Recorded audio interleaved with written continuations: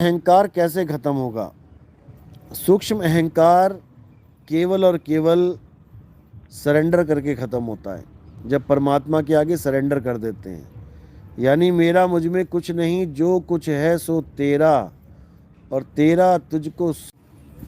बहुत खतरनाक, यहाँ तक कि भक्तों को भी नहीं छोड़ता ये सूक्ष्म अहंकार।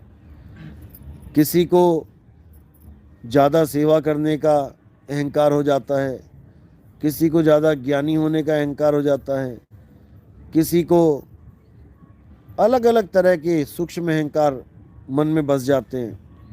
कोई अपने नाम को जनवाना चाहता है कि मेरा नाम लिखा जाए हर जगह, कोई अपनी फ़ोटो को जनवाना चाहता है।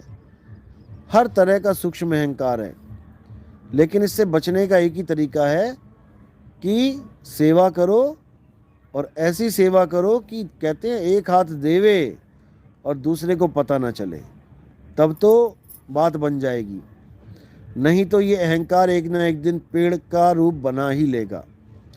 अभी आप सेवा कर रहे हो, ठीक है, अच्छी बात है, लेकिन कल को आपको लगेगा मैं इतनी सेवा कर रहा हूँ, मेरा भी नाम होना चाहिए, मेरा भी कोई अलग हस्ती होनी चाहिए, मैं भी सतगुरु बन जाऊँ। ये सब अहंकार है, ये ले डूबता है। सतगुरु तो एक है, परमात्मा ही सतगुरु है, कोई आदमी सतगुरु नहीं है।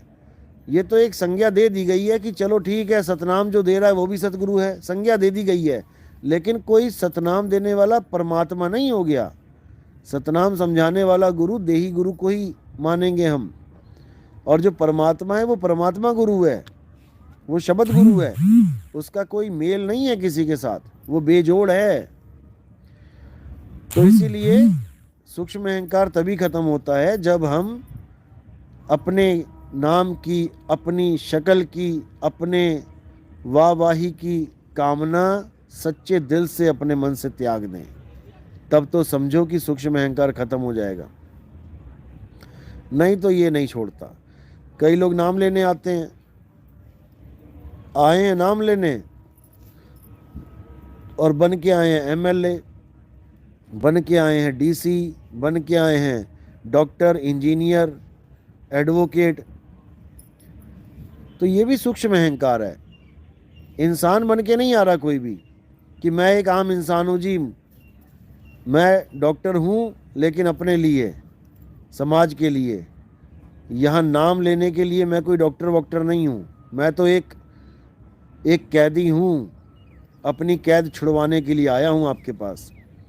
ऐसे भाव से जब कोई आता है सत्संग में, तब समझो कि सूक्ष्म अहंकार खत्म होगा। अब कोई बड़ा डीसी, बड़ा एमएलए बन के आ रहा है और सोच रहा है कि मैं तो, मेरे आने से यहाँ 4 चांद लग गए, ऐसा नहीं है भाई। तुम चाहे कुछ भी बन जाओ इस दुनिया में, तुम रहोगे कैदी के कैदी। ये 5 तत्व का जो पिंजड़ा है ये तुम्हारी जेल है, और तुम इसमें कैदी हो। पता नहीं कब तुम्हारा इस पिंजड़े से निकाला कर दिया जाए और दूसरे पिंजड़े में डाल दिया जाए। एक पल का भरोसा नहीं कि कब तुम्हें यहाँ से निकाल के दूसरी जेल में डाल दिया जाए। तुम एमएलए हो, तुम एमपी हो, तुम सीएम हो, पीएम हो, समाज के लिए हो, अपने लिए हो, लेकिन गुरु के लिए कोई एमएलए, कोई सीएम, पीएम नहीं है। उसके लिए सब परमात्मा के जीव हैं जो बंधन में हैं, और जिनका बंधन काटने के लिए उनको नाम दीक्षा दी जाती है। इससे ज़्यादा कुछ नहीं, और इससे ज़्यादा सोचना भी नहीं है। संतों के लिए सब बराबर हैं, कोई अमीर नहीं, कोई गरीब नहीं।